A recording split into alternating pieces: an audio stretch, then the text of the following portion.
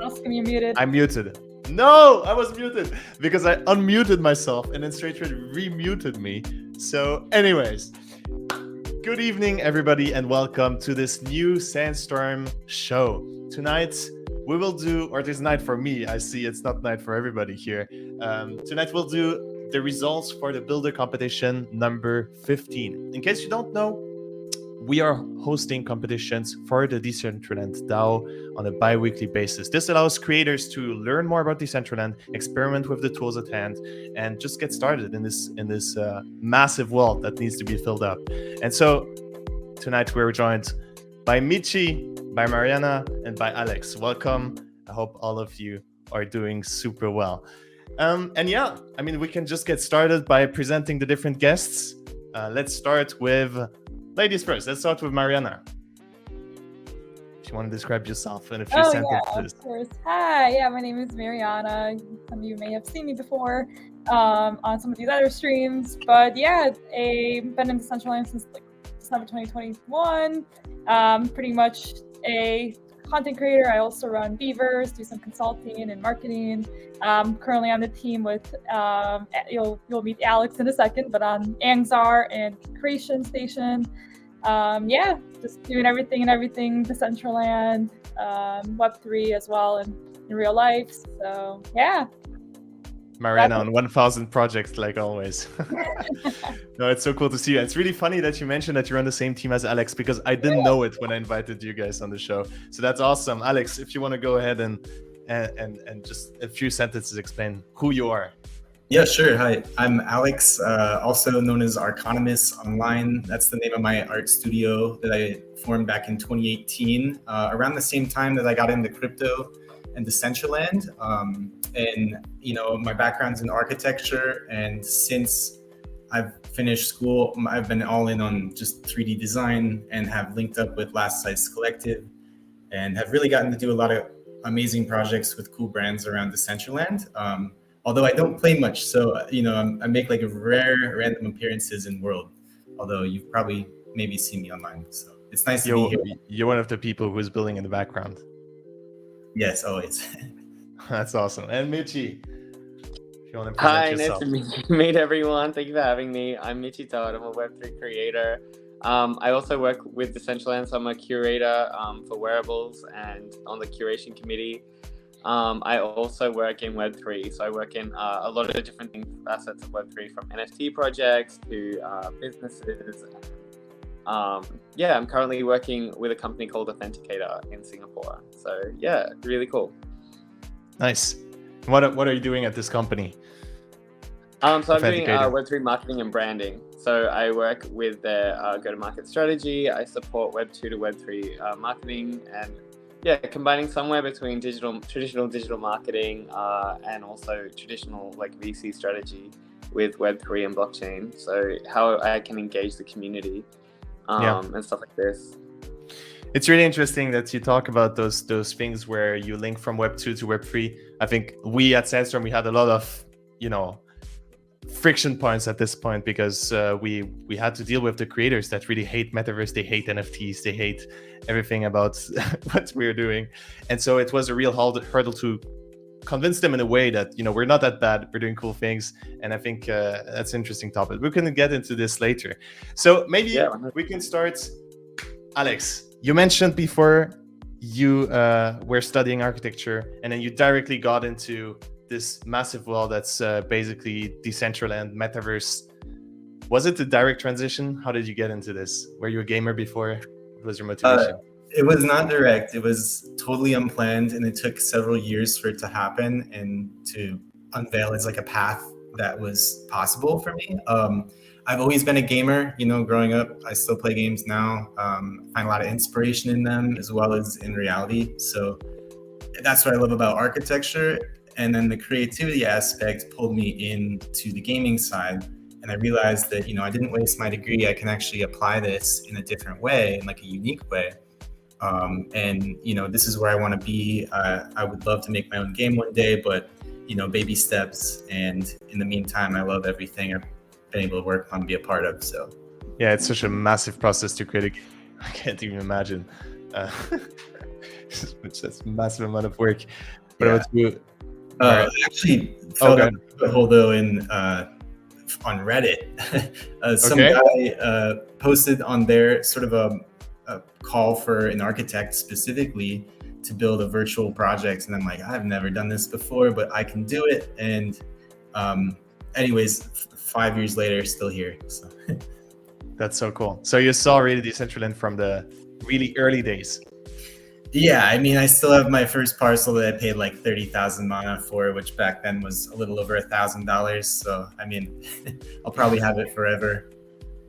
Yeah, that's so cool. Michi, you were there for a long time too, weren't you? Yeah, so I feel like I joined. I did. I joined around like 2021, like June 2021. Okay. And so I feel like I started around the same time as a couple of other artists, so like Hirokai. I'm trying to think of who else started around the same time as me, but I feel like everyone joins in waves, and I think that's really good about Decentraland is we get to know the waves coming through, and it's also from someone who's been in the space for so long, you see the growth. Like, it's so good to see people find their groove or find their perspective or grow as creators in space. So that's always really exciting for me. So I even recognize a couple of creators in the Sandstorm competitions, or it's so good to see that. And so I think, being around, so I feel like there's always waves in Decentraland, and so I've been around since then, and I've just been contributing and creating in the space like every week, every month, kind of constantly. So I think it's just been such an amazing growth curve for me as well as a creator in the space. So it's really platform. It really challenges you, I think, when you get into this space where everybody is doing stuff all the time. I mean, I'm just looking at other creators right now. For instance, Doki, she's really well known. She's doing like just all the time new wearables, new assets. It's really impressive to see those people, thrive, and then you're motivated to do the same. It's really cool. What was your wave, Michi? Just to go back to what you mentioned with those waves, what was the wave where you entered? I entered, I think talking about Last Slice, I think that's when the samurai outfit was created. I think that was released around then. There's like a kind of pizza samurai outfit. I was attending some of those original Last Slice events. And I know Hirokai had his gallery opening as well. So that was way back when. Aunt Joe was making a lot of stuff. So he made a couple of poker t-shirts back then, I remember. And NFT projects were started coming into the space and having a lot of community events. So I think at the time for me, a lot of the people I was creating for were these NFT projects trying to bring community in and a space where they could all hang out and have that kind of digital fashion outlet. So I think, it was a really good kind of experience for me as a creator as well, because I got to experiment with really unique projects and, a lot of different kind of profile picture projects. I thought, it was just. It was a wild time. It was before like the bull market. I think I'm not sure. Yeah, just before it was crazy. Did you experience that period too, Maryana? This craze into metaverse stuff. Yeah, I mean, it came very unexpectedly too. Like I heard about the concept. I always knew about blockchain. Then when I heard about the metaverse part of it, I'm like, okay.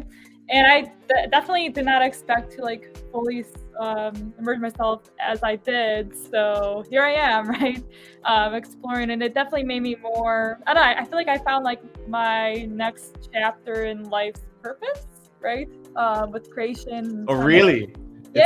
It's your purpose now. Wow. Okay, that's crazy. Or awesome. You know what I mean? No, but that's great. I think that's great. I think that's great to be able to say this, to be able to say, okay, my life's purpose is now just creating this virtual space. I mean, I don't think I would have guessed that somebody would be able to say it 5 years from now. We're helping to contribute 5 years ago, to it. Yeah, especially from my background. I come from a finance background, so I'm trying to figure out how I can help our DAO get better from a documentation perspective, but then also from a content creation, how can we get this platform and industry just ramped up in the mainstream media. So I'm doing both the finance stuff, but then also the fun creative stuff. So it's best of both worlds for me. How did you experience those waves, Alex? Because you were there for a really long time. Yeah, I mean, that was the most recent wave, which I believe kind of coincided with when Facebook rebranded as Meta, right? I feel like that was really reassuring, and sort of the moment where I realized that, oh, okay, we're on the right track with what we're thinking. And, you know, everyone that was in the space at the time for years before building up to that, you know, when Mana was like over did it reach $5 almost? But crazy time period, and definitely a lot of work came through. Everybody got rich. It's just crazy. Yeah, but can I add to that, Mariana actually? said- Sorry, Alex, Go ahead. when it went up to $5, I was one of the few people that had just spent all my mana. I was like, everyone else got rich, and I was like, no, I just spent all my mana in the marketplace. So everyone think else I like was- laughing about the bags. Yeah, I mean, all you can do is laugh, because we all make mistakes, and you know, I'm not rich, so but you know, it's a fun time. And definitely there were a lot of projects that came at that time that provided a lot of opportunities, both for growth and just as cool clients to have. So yeah, it was a good time for sure. I hope it happens again soon. Yeah, I hope so too.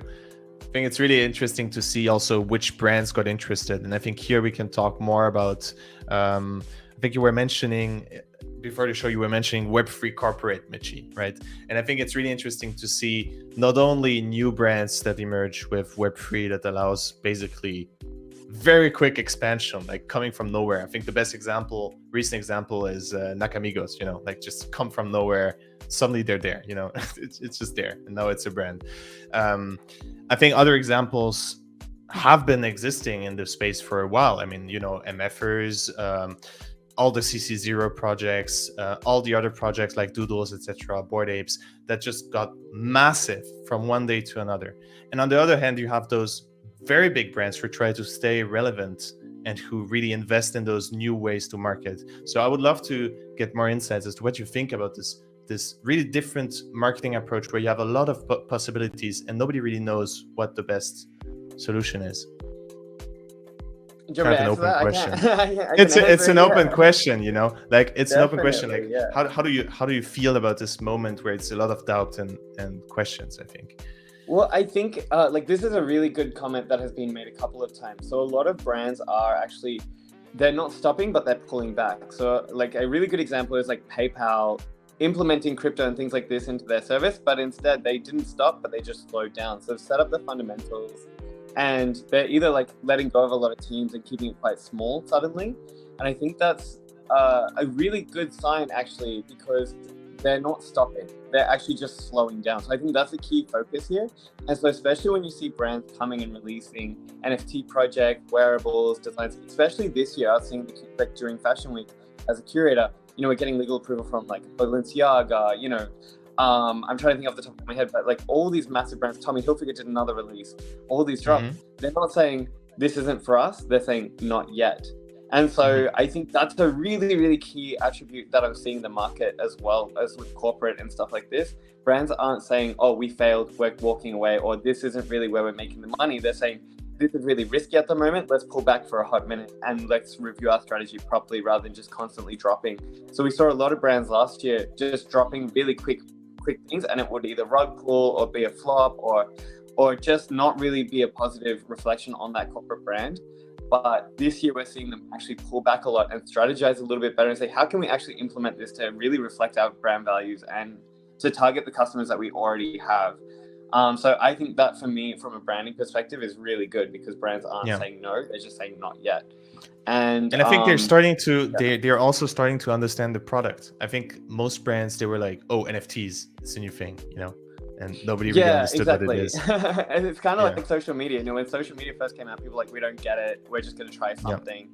And then they would hire a social media manager. And that's why I feel like corporate Web3 is going to become more common, because it will just be aligned with digital marketing and other kind of platforms that we're using currently. So hiring a social media marketer isn't that far-fetched. You know, it's kind of like, that used to be like such a far-fetched idea. They'd be like, we don't want to hire someone just sit on their phone, you know, but now they're like, no, we actually really need this. We need one. Yeah, that's true. Exactly. And you see all the brands, they just run with memes now, you know, it's just works. Exactly. And even that's not a far-fetched idea, whereas before that was really progressive. So I think from me, on a marketing perspective, I do believe it's actually quite hopeful, because brands aren't saying no, they're saying not yet. So I think, and I'll open it up to everyone else, but that's kind of from my perspective. Definitely. And I wanted to take a quick moment to give some shout outs to the community, because I saw a lot of people here today. I want to give a shout out to Juik, to Gwiz. Happy to see you. How are you doing, mate? Shout out to Maxi, shout out to Sparky Snickle, and shout out to DCI Creations, who I saw in World. And also definitely check out the in World stuff. There's also Mazafaka, I think. I don't know who this is. And Zom. So hello, everybody. Nice to see you on this show tonight. And I see also there's a question from Gwiz for Alex, actually, who is asking, do you use Arc/Viz software in your workflow? I'm Rhinoceros free user from Arc and motion pictures and still use it for metaverse builds. Yeah, good question. So when I first started, 4 years back, I was full on a Rhino user. I've used Rhino for like 10 years. I really do love it for architectural purposes. But unfortunately, it's not the best workflow for game development. And if you want to do animation, so I've fully moved to Blender now. And there was a learning curve for sure. It took me probably 2 years of working in Blender before I felt comfortable to like fully leave Rhino behind. During that period, I was kind of back and forth as I learned Blender and got comfortable with it. So yeah, that's the answer. You can use Rhino, but it's tricky and you're limited. Blender is really impressive as a tool. They're also constantly developing. It's a crazy community. I was actually in BlenderCon in October. It was a cool event where you see all the nerds, the developing nerds and 3D nerds just come together and learn new stuff. It was really impressive. Let's get back to the topic that we had started, and I think you made so many really, really good points, Michi. What do you want to say about this topic, Maryana? I know it's a really, really, really far and wide topic. More so on marketing and what you think and the power of community, maybe.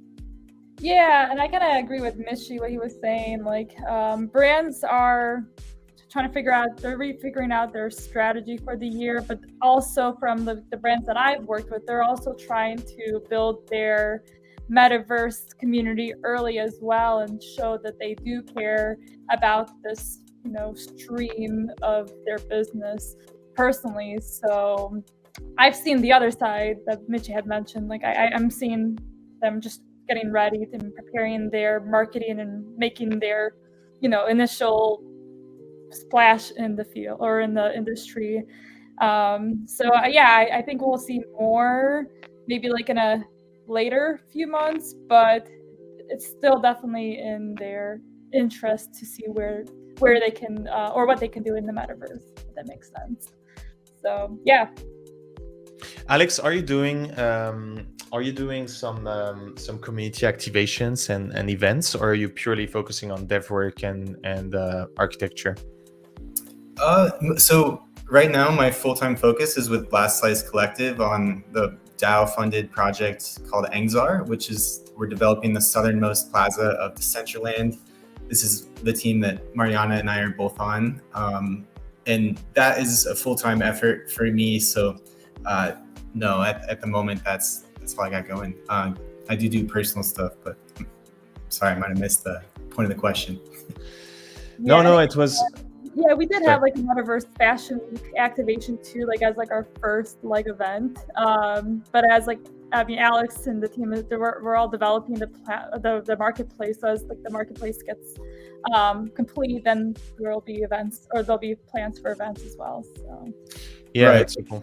As a collective, we organize events, but me myself personally, I'd say that's my Achilles heel. Is I'm always just feel like I'm working or modeling more than sharing or being communicative in the public front, Yeah, for sure. Maryana, on the side, I really liked what you said before with all those mentions that the interest is still there, and obviously I think the one big shift and the one big movement is more so that community is really powerful, and I think people are starting to notice it. How do you think what would make a really good event in Decentraland? What are the key components? I think we've seen successful events where it's both physical and in Decentraland, or with crossed into another metaverse. We've seen these successful crosses with Decentraland and spatial events, Or we've seen the example of like a IRL party being streamed into Decentraland, so that way the people in Decentraland can see what's going on in real life, right? I don't know, and maybe Michi can speak on this. Like, there may have been like an NFT New York City party that may have been streamed in. I can't remember, but I know there was like an aspect of like some parties being kind of connected, or at least like in the past. So I think a lot of people in Decentraland, if they can't make the physical event, they would love to be a part of like the stream of the event. So I've seen those being popular against cross spatial or hyperfi events. Yeah, or like I like recently worked with Dress X, and they had like this like Decentraland and like their IRL. They had some sort of IRL event as well that they did as well. So yeah, I think that's like what people are interested these days. But Cool. Yeah, like they need to feel that they're in there. They're in the event, actually. Yeah. How was NFT NYC? I think were some of you there? Michi. Yeah. Michi, Yeah, how was it? I'm in America at the moment, actually, so that's why it's daytime. So last time it was like, so I'm actually predominantly in Asia and the other side of the hemisphere, so I'm attending a lot of events in Asia. And I think just talking to what Mariana's just gone to, saying people want the live event and stuff like that, I'm seeing that a lot, and I know Foundation want to get more involved. So if anyone is having a real life event, because I know in Asia, like the Asian Foundation members were attending events that were close by, I think you just have to email hello@decentraland.org. I'll double check that, but that's a good kind of shout out if you want Foundation attending or you want some visibility on your real life event that is streaming in Decentraland or vice versa. Shoot an email, and then I think you'll get a little bit more exposure on your event. But I think NYC NFT, I think the main event was actually really quiet. I was like bear market, but also the tickets were just so expensive. So I feel like the most value came from the community events. So, and even though I knew that's kind of like the reality of it anyway, from an NFT perspective, the NFT space is still quite active, but because a lot of these events aren't dynamic enough, and this is something that I'm seeing a lot in a struggle between Web2 and Web3 marketing, is they're using non-dynamic marketing strategy. So this felt more like a finance conference than it did an NFT conference. So there's nothing really to take photos with. You couldn't really the artists had like a really small corner. It did feel more like a finance conference, but the events outside of it were epic. So we had something like a project like party a lot. Yeah, like they had like a kind of snow machine. They had like projections of like an ice, and so actually go into the room and it's like snowing. They had ice sculptures of the penguins. So the NFT communities, they step up and run like these amazing events. Whereas NFT NYC, it's more like a finance conference. You're like, it's okay. I'm here for the kind of content and insights, but it's very corporate as well. And I think that's kind of this bridge that we're trying to gap at the moment, is how people are actually seeing it. So I think it's easy for us because we're in the space. We're like, we get it. But I think a lot of people outside they're not ready to risk the craziness, right? I think exactly. And I think especially having events streaming in space and real life, it's so epic, and I'm super excited for kind of more growth in that area. So I would love to see more DJs actually having their real life club event and saying like, oh, I'm going to onboard more DJs. Just say, can we stream this event in Decentraland or something like this? I'm not like to do it, but it's more like I'm super excited to see more of this stuff so that at least I can attend, get a pro app.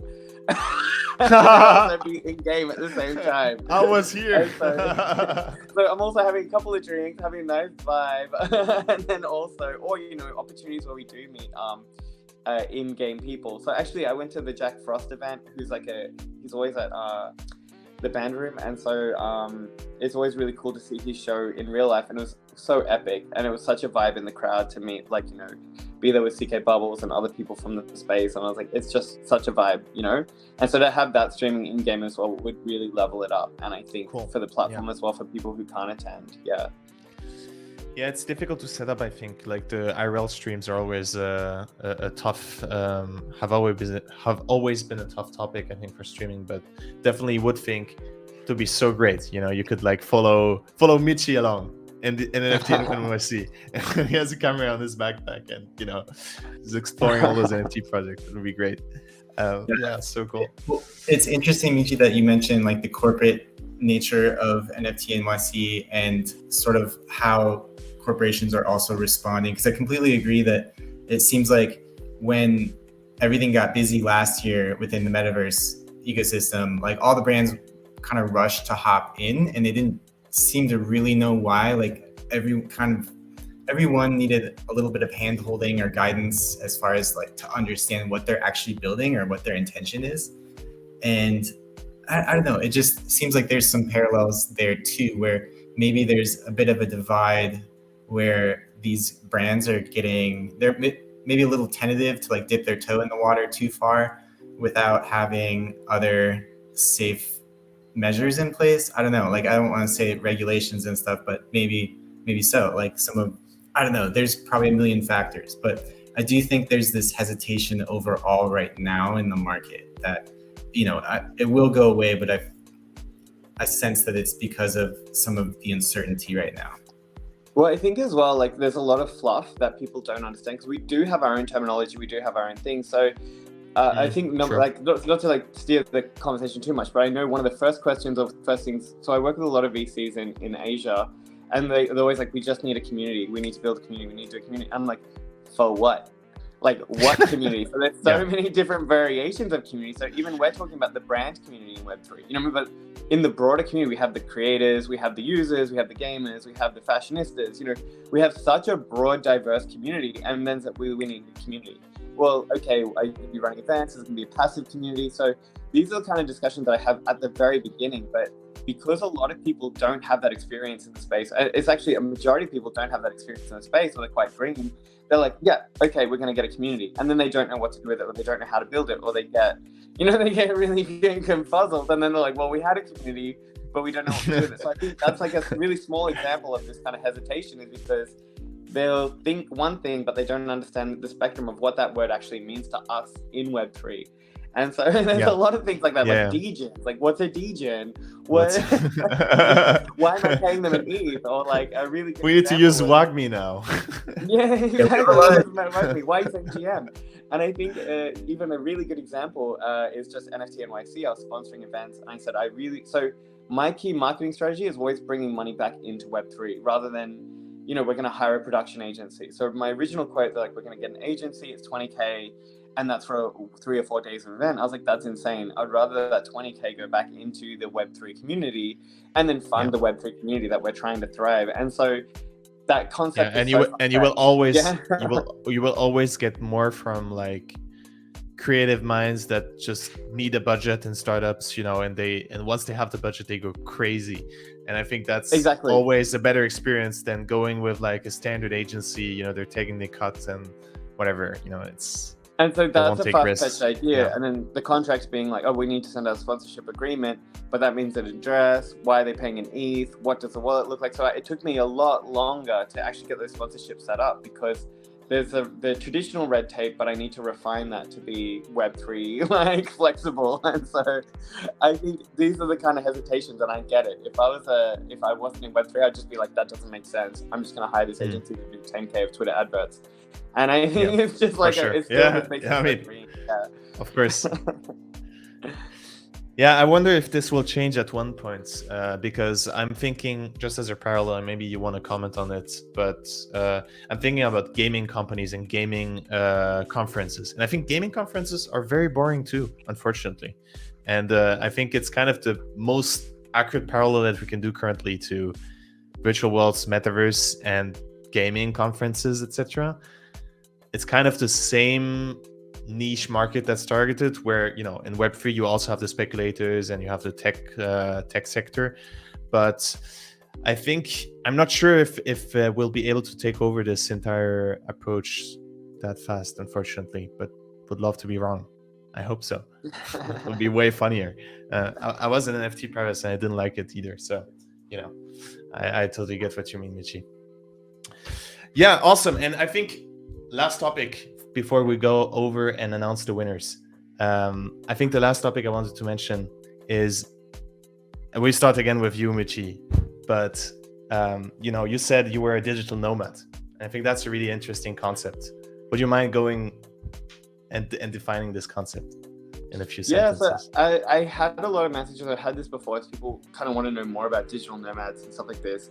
And I'll be quick because I feel like I want to give everyone else like time to speak. But so I actually started working. I quit my corporate job in branding, marketing, and design So it was actually quite a senior role, and I decided to go full-time Web3 and work for Decentraland, work in Decentraland, work for all these NFT brands.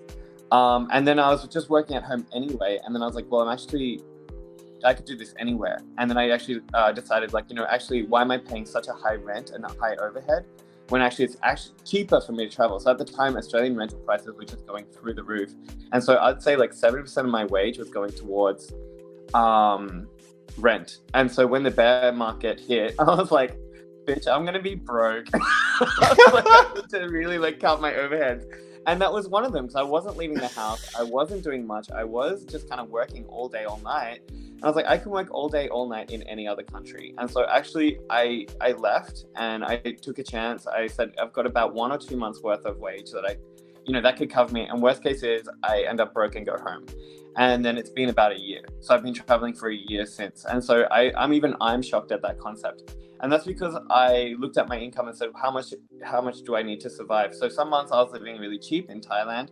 Other months I was living a bit more expensive in Singapore, just based on what I was earning through freelancing in the space and working on these projects. And it opened me up to more opportunities, more learnings. I was experiencing more as an artist and a creator. So I was seeing new environments, new, I guess, cultures and stuff like this.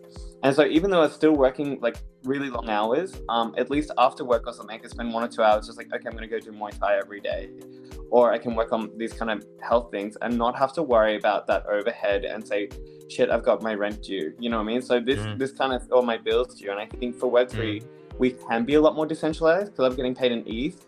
I can use that anywhere. And so yes, the market was crashing or whatever, but my ETH wage, because it's like USD or whatever, it's getting converted into ETH anyway. So it's just that ETH value changes.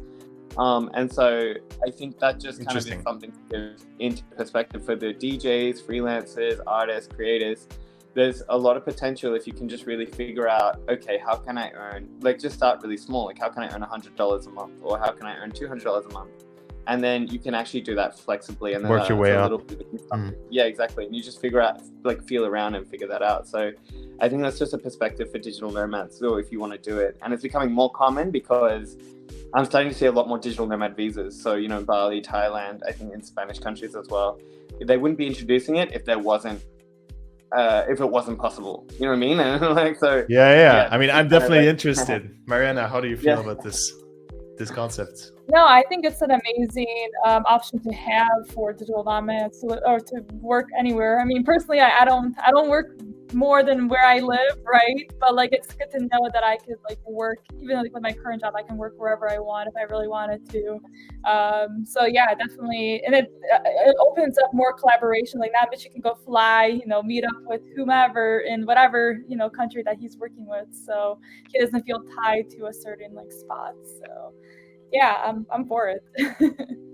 Would you do it? Hell yeah. Let's go. I mean, you can start anytime, Maryana. That would be Michi's argument, I suppose. There's just one cost that no one talks about. The one cost that I have to tell everyone, there is a cost, and that cost is everything. You can't own anything. You can't go shopping. Yeah, everything I own is in like one or two suitcases, and then I leave one of the suitcases in like a random WeWork. I just put it in the pantry.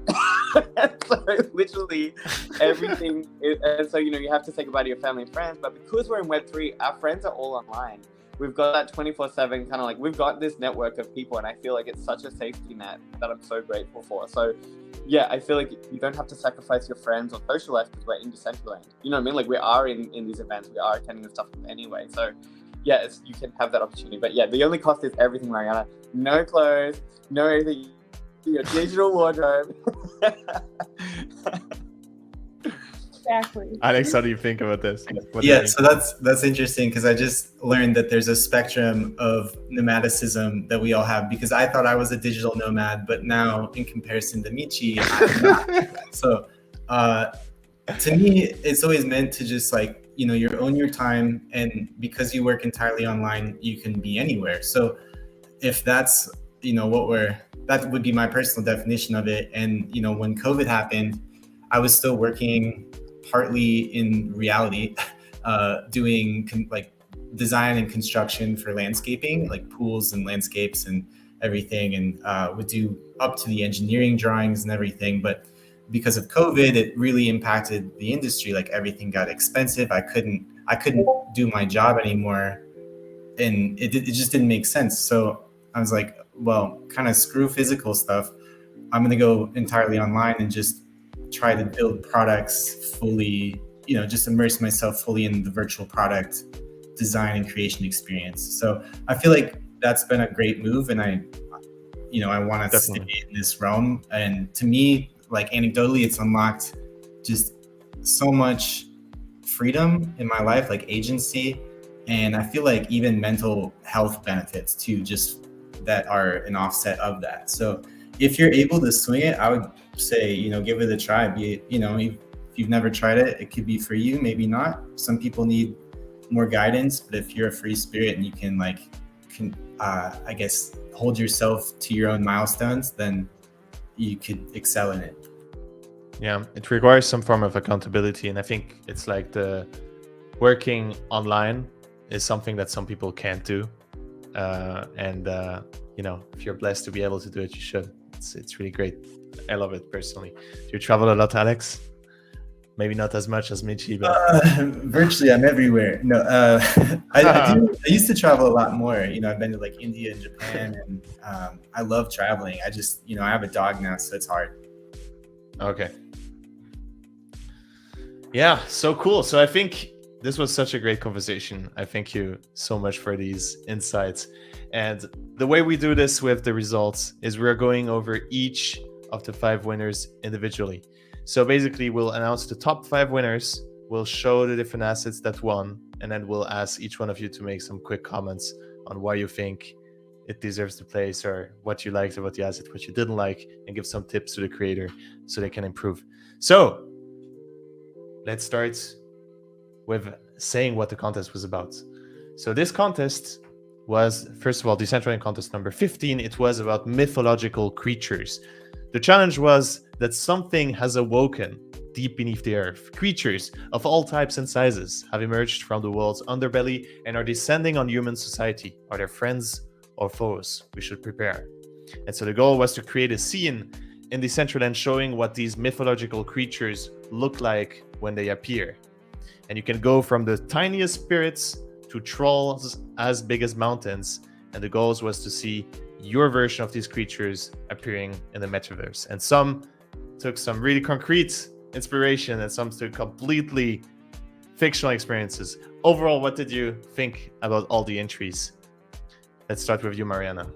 Yeah, no, overall they were all different in the theme, in terms of they stuck to the theme, but they had like the smallest, there was the little pixie fairy up into the big serpent. I think it was a serpent.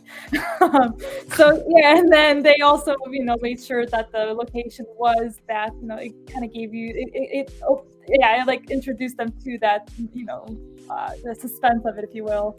But yeah, overall though they were great submissions with different animations, and they all did a great job with the presentation of their submission as well. Alex, do you think overall? Overall, I really appreciated the range. Like there was, all the different creatures were different, and all the environments that related to those creatures were also different. So the variety to, just review was great, and a fun prompt too. I'm big into mythology. And Michi. I'm a big fan of mythology and fantasy coming into DCL. I absolutely love this theme, and people just did an amazing job with the characters, with the scenes.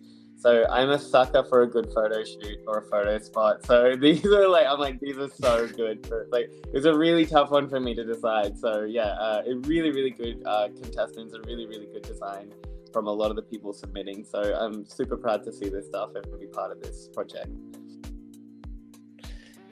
Yeah, it was really impressive, and I think all the ideas were great, like you mentioned. I'm really looking forward to see them in the world once they will make it accessible. That will be so cool to be able to just roam around and see all these creatures battle each other. Okay, so let's move on and start with the number 5, the top 5, which was the Dragon Museum by Alban Kier. Congratulations, Alban Kier. That was a really cute one. Congrats. Michi, do you want to start? What did you think about this one? This one is really cool. It does give me a really futuristic vibe mixed with fantasy. Going inside, I feel like this is somewhere I'd love to host an NFT gallery or something like this. So if I had an NFT project, it would be so cool to have this along the walls and have like a kind of opening party or opening night. Really great architecture and design. I'm a really big fan of the color palette as well. So that's it from me. I think a really, really good design. Alex. Yeah, so I did my own rankings of these two. So I don't know if I should even say it or not, but I had this one a little bit higher as number 3 because I really appreciated the character design of the dragon and the animation of it. And just like I don't know, it didn't feel animatronic, it felt alive, which I appreciated. My only, I guess, criticism is that like the ground plane has really nothing going on. So there's not anything to tie the dragon to the egg structure other than realizing it's an egg, but overall very cool entry. What did you think, Maryana? Yeah, no, I agree with both of them. I think I was first also like impressed by the design of the dragon, like the materials as well, and the little animation. But then overall kind of similar thoughts, just the build or the egg itself. Didn't seem threatening of a creature, but definitely, just the color. I think I like the color palette as well. So, great work. Oh, and like the little animation, like that blue. I forgot what it was, but just tying that in as well. So the little details in there. Yeah, exactly. The little details. With the little dragon baby. Yeah. I really like this asset too. I found it was really well made. I personally, same comment as Alex. I found it lacked a little bit of connection between the things. I would have loved to tell a little bit more of a story. But in general, I found the asset was really well made and awesome work, Alvin Kier. You're crushing it. Always coming with those really nice looking creative assets, and she always has the same color palette that looks great. So. Great idea. Let's go over to number 4. And number 4 was the Golem Forest by Virtual Dope. Congratulations. Golem Forest by Virtual Dope. Let's start with Alex this time. Yeah, this one was cool. I got really drawn into the video, I'll say, like maybe a bit more than the model, just because the video really tells a story of, traveling through this mystical region, forest, mushroom-filled forest, and arriving at this cave where this golem comes to life. So I thought that was really well done. There's a lot of animation work that was put into this, so it's clear that we're very passionate about this entry. Yeah. I don't know. I guess my criticism would be like the vegetation. I know it's stylized, but there's something maybe off about it. Like with the leaves and stuff, but very minor. I mean, overall, nice. What did you think, Michi? This was so epic. I really love this one. It was a really tough choice for me. So this is something I'd love to go in and take photos with, go into a little crystal cave, get my outfit shot. I think there was just a lot of, the only criticism, but actually overall I thought this was a really amazing design. So this is just more like the future. I think there could have just been a little bit more love on the sides. Like there's a lot of wasted real estate, but you could drop like a little screen there, or you can actually make it a bit more something there to keep people on the scene. So I think if you were coming to the scene, you'd come just for like to explore and use it and take some photos, but then you probably wouldn't come back. So I feel like if you use that real estate on the sides to keep people coming back, whatever that may be, I think you've got some prime real estate, especially from a further distance. So if you are putting this on a 1x1 or wherever, people from a distance can have a look over and say, what is that glowing object over there? Or add some more crystals to the design rather than just in the cave. And then it will kind of be appealing and create that curiosity. People will come back and be able to use that space a bit more. But I absolutely love this design. It was really epic. I love the golems. I love the concept behind it. This is really good advice by Michi for anyone who's listening. If you really want to think about making the best plot, you also need to think, okay, this is my estate. This is my 2x2. I want to do the best out of it. I want the people to come as much as possible to this estate. And how do I keep them interested? So that's really good point. And I'm sure you will be able to take those feedbacks and implement in the future. Maryana, what did you think? Yeah, no, I was also impressed by the video, the presentation of it. Definitely it opened up the vibe to what I was going to expect on the scene. In terms of the actual like scene itself, I think a little bit. I feel like it could have been just improved a little bit with like just the basic vegetation. Of course, I guess now I learned that they're called golems. I was going to call them rock things, but No respect. The golems are crying. They're crying. The golems. I like the golems. Like the animation. Yeah, I think they're like protecting this model, and as well as the cave. I think the cave and the golems, the rock face, was what stuck out to me, and then as well as just the overall video opening up the scene. So. Yeah, the video was amazing. Oh, go ahead, Alex. Go ahead. No, I just wanted to add real quick on that topic. Like the video, it seems like there's so much attention to detail, and True. The mood is it's so on point. But that I know there's polygon limitations, but I think the real challenge here is figuring out how to translate that mood into this low poly nature within Decentraland and still like convey the same energy of the scene, because the trees in Decentraland are lackluster versions of the ones in the video, but still great concept, just execution, that's all. Or at least have like the golem at the beginning of the scene, like, oh, you cannot pass me, and then go up to the ramp or something. I don't know, I don't know if that would have changed it. And I was just saying, like, release a golem skin, and then you can take the photos and be the golem, even. When golem skin. That's true. That's a really good point. Actually. I will transfer if you're not watching it virtual up. At least, I think this was a really, really, really nice presentation. Really, really nice work there. Keep in mind, those people they're making those assets in 2 weeks, which is crazy if you look at all the creations here. So really nice work. Congrats. And I think with those feedbacks, you'll be able to make a really, really crazy good builds in the future. So congrats. Nice work on the 4th place. Let's get over to number 3, who is somebody who often participates in those contests. And it's Juek with his mythological creatures on a mystical island. So, Alex, you liked those mythological creatures. What did you like about this one? Oh, the Yeti. The Yeti's everything in this one to me. I feel like it's animated the best of all the creatures, and maybe I was having a hard time with how it's split in half and how there's these 2 biomes that don't really have a transition. I love the Yeti so much, I would almost want to see that as the whole scene, or the other half as the whole scene personally. But there's just maybe too many ideas in one here. But the Yeti, the characters, all incredible. So. What did you think, Michi? I really like this as well. This is one of my top faves.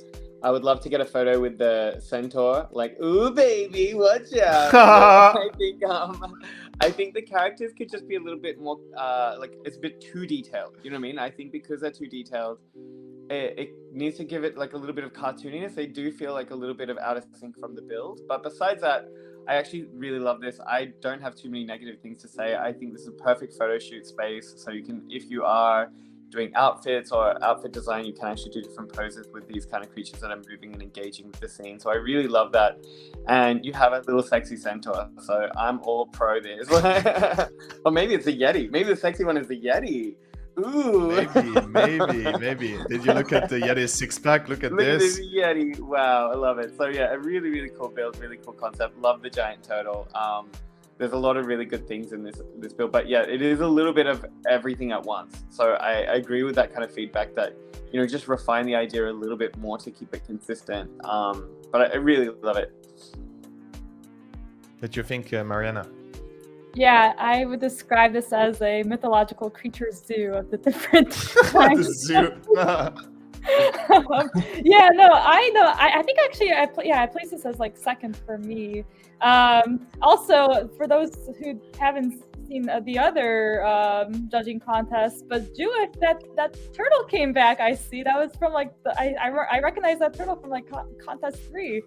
So that's a good point. He reused the turtle. Yeah. A little cameo. Cool. Yeah, no, honestly, I think I what got me first was the mermaid. I didn't even see the yeti at first. I saw the mermaid first. That's awesome. All of you that you liked one other mythological creature. So you see, maybe that was the winning play. Maybe Jurek was completely right. Yeah, Yeah, I think the zoo is the on-point comment. Yeah. Something Yeah, for everyone. yeah, the actual scene itself is not complicated, but just maybe he should have named it as the zoo, the mythological creature zoo. I don't know, but no, it's great. I love it, and of course the turtle made a comeback. Yeah, I think it was a really nicely made build. I would have loved to see more interaction between the creatures, but I know it would have been like out of the roof in terms of complexity. But I would have really loved if, I don't know, the Yeti just takes the turtle and throws it on the on the center or something. I don't know. It would have been really fun. But yeah, awesome work, Jurek. Really nice build right there. So very cool. Let's get over to number 2. It's getting very serious now. The question is, who is number 2? And number 2 is Alareds with Xeocoatl. I don't know if I pronounced it properly, but I mean, this is amazing. Who wants to start? Let's get with Maryana first. This Sure. was Yeah, this is the serpent. the serpent. Yeah, no, I mean, first of all, yeah, great animation. It had like that suspense building up. It had your ideal like mythological location or setup. And then of course, I mean, like, okay, so like again, it's simple fire, nothing too crazy, but I think again, the serpent is what made it more interactive and really sold me on placing it. Yeah, just the movement of the serpent, but it could have been a little bit more detailed or had some other aspect. I don't know, maybe it's some sort of bridge to the serpent, or I don't know, or there is a bridge to the serpent, you know what I mean, like some sort of other like aspect. Something else to do. Yeah, yeah. But overall, yeah, great work, animation. Alex, what did you think? Yeah, this was my favorite. Just the motion, the character design, like the eyes blink, you know.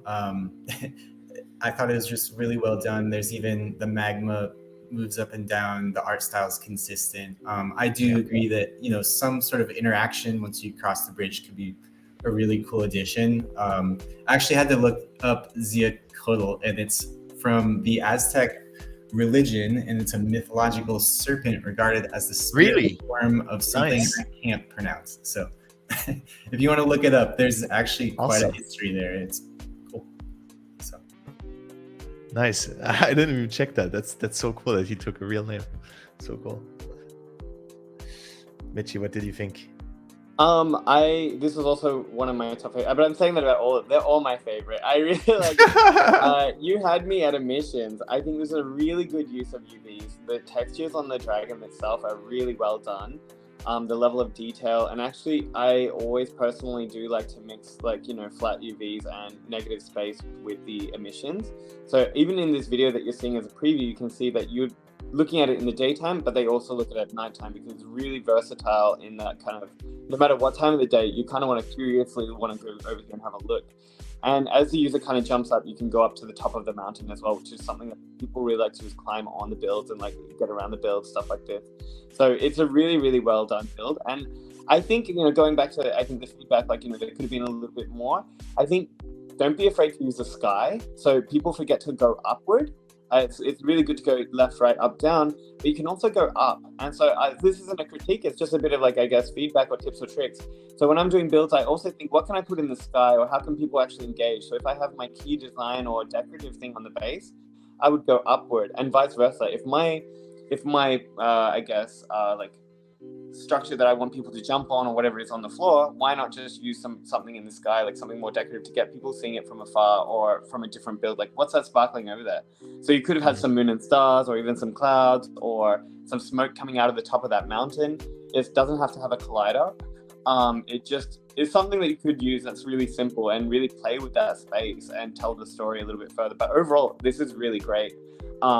I don't have too many negative things to say about this, because it's such a really lovely build with really great UVs. So really consistent, really fits into the Decentraland theme, so a little bit gamified. Really, really like this. Yeah, definitely think the cartoonish feel is hit. So it's a really nice style. And I mean, probably you didn't see the last few contests, but Alereds has been one of our top contestants for a while. He's doing crazy work, and all the time also on the technical side he's really up there. So it's really nice to see that our contests not only allow new people to just join and test and get better, but also to see top tier creators keep building so awesome experiences that really bring something to the space. I think that's so cool. So congratulations again, Ale. I always congratulate you, but it's a really nice build. But it's a nice build, but it's number 2.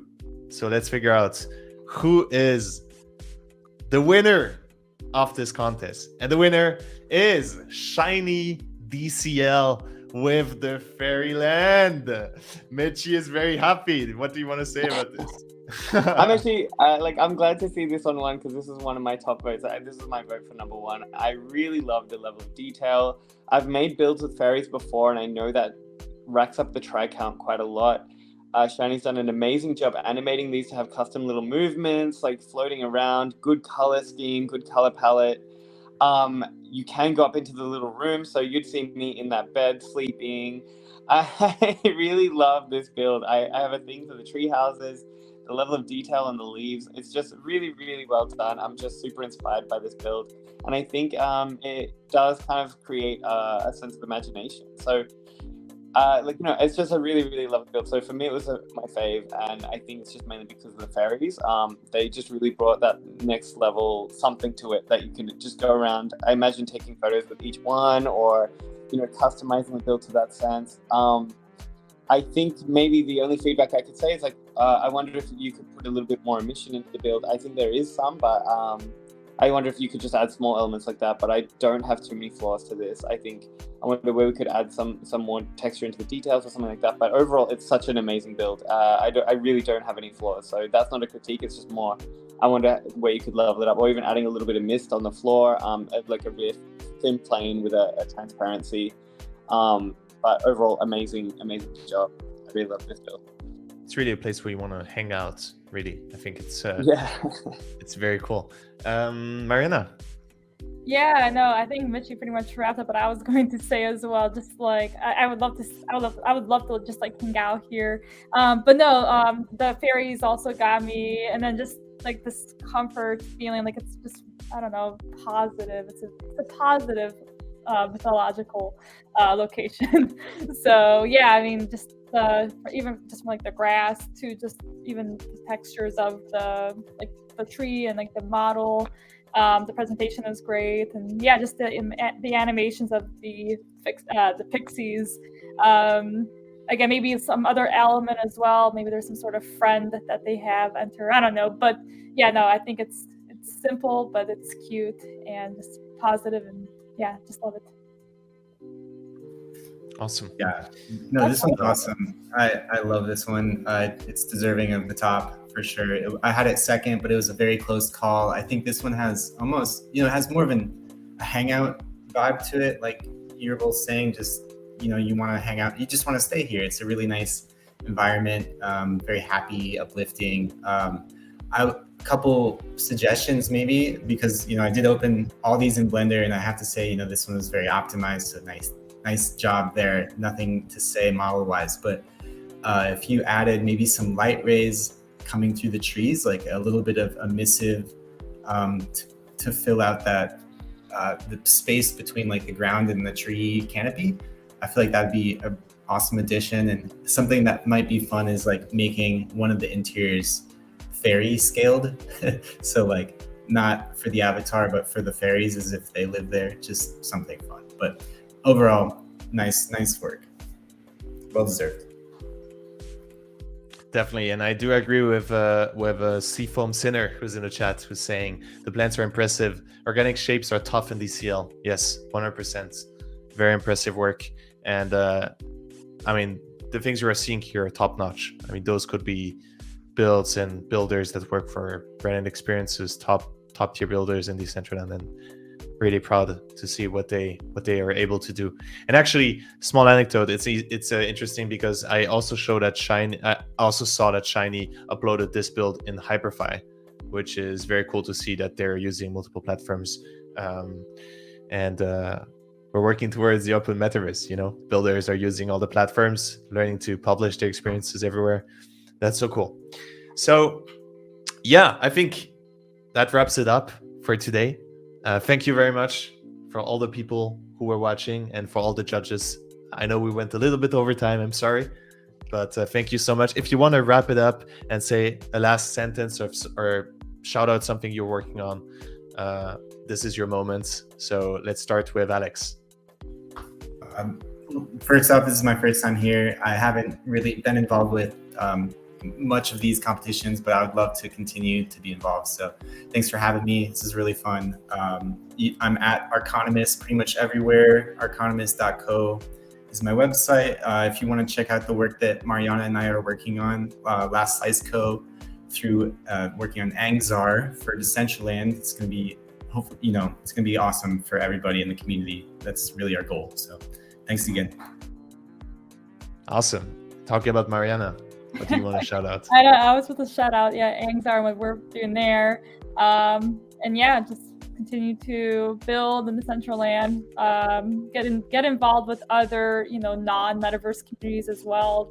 I've actually found success in that, just like, talking about the Decentraland and like non-metaverse, communities. So, and like real life with some people in downtown, which is crazy, but just go out there and just don't be scared to, talk about the metaverse elsewhere. Yeah. Thank you for having me, Michi. as always. Oh, thank you for being here, Maryana.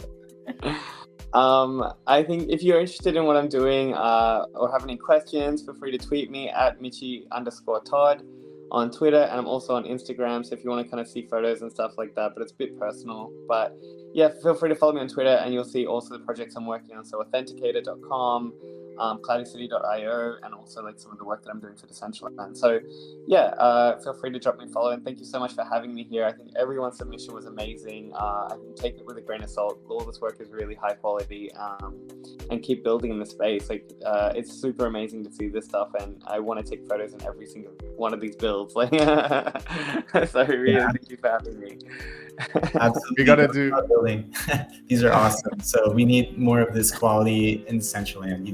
Just want to fill all the empty spaces. We gotta do a big photo shoot event. Actually, I had an idea. I really wanted to do a custom world where we put all those builds in that were made across all competitions. So I don't know if any one of you can help me and guide me to how I do that, then it would be great. But okay, let's close up this stream. Thank you so much, Michi, Maryana, and Alex for today's participation and for voting and judging the assets. It was great to have you on. You were super awesome. We learned a lot of things today, and I'm sure the creators learned a lot of things too. And thank you so much for all the viewers who are watching today. We went over the Decentraland competition number 15 competitions. That's crazy. And next time we'll see each other in 2 weeks approximately, where we'll do the results for the show number 16. And currently there's a contest that's ongoing, contest number 17, and the name of the contest is GM Say It Back, where you need to create a GM emote.